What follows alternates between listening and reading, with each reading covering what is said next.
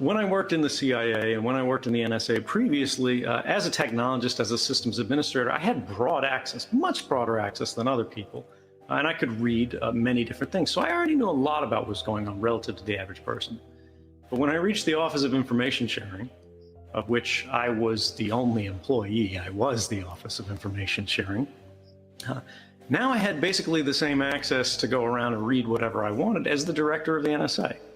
And so what did I do? I wrote some scrapers, and I started to see everything that was out there.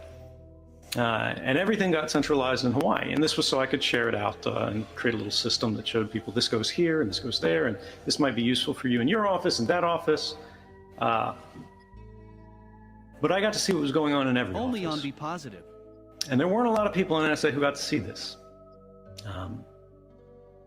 And when I did it, it started to really trouble me. Now, you guys know what happened when we go back to the history. This is, of course, the most famous slide for you guys because it's not about phones, it's about the internet. This was where the largest internet service providers in the United States had secretly been going far beyond what the law required of them to cooperate with government and hand over, in many cases, without warrants, the entire Facebook histories, whatever's in your iCloud account and so on and so forth, over to the government under a system of secret court orders.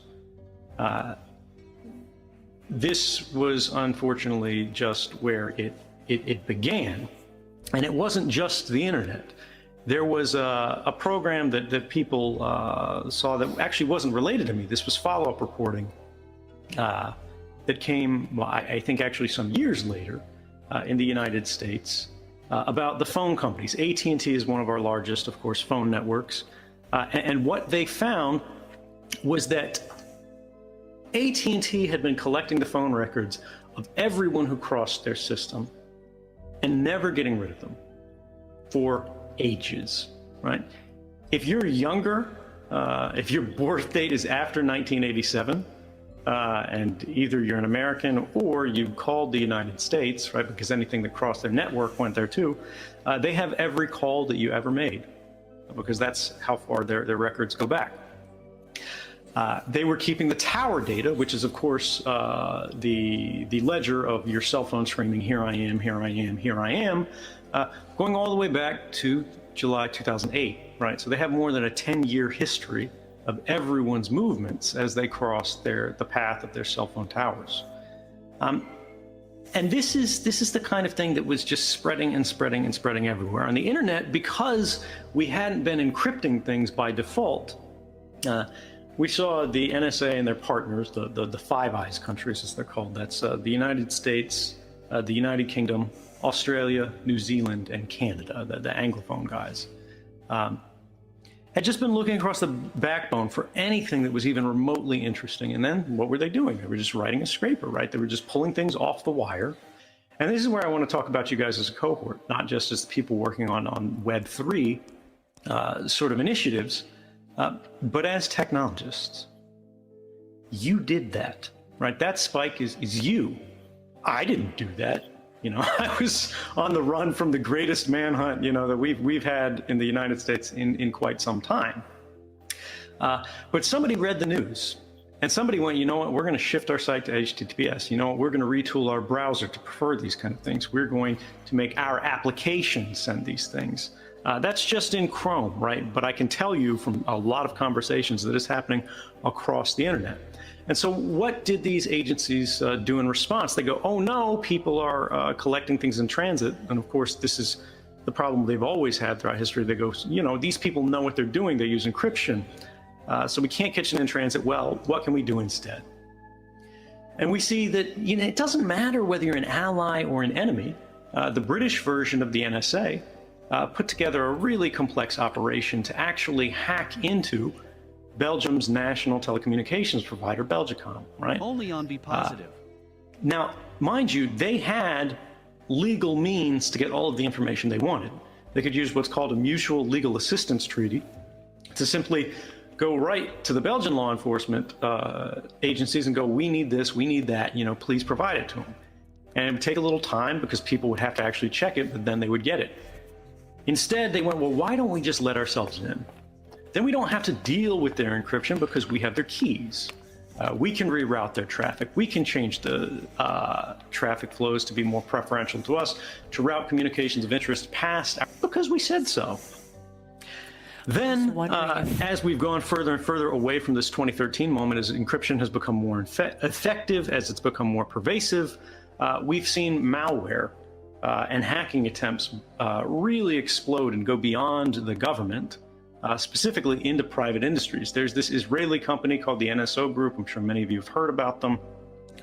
One of the things they really love to do is look for weaknesses in iMessage. iMessage, of course, is enabled by default on every iPhone in the world. And it's great that these holes are finally being closed, but you need to think about how long they were open, how many others there are, and what's next, right? When iMessage is finally a little bit more secure and it's just too difficult to find a fully remote bug easily, where will they move next, right? Encryption is not the answer to every problem, but encryption is the standard basis for every conversation we need to have. And this is the thing, if we have companies, NSO is valued privately at $1 billion or more right now because they were just sold for that.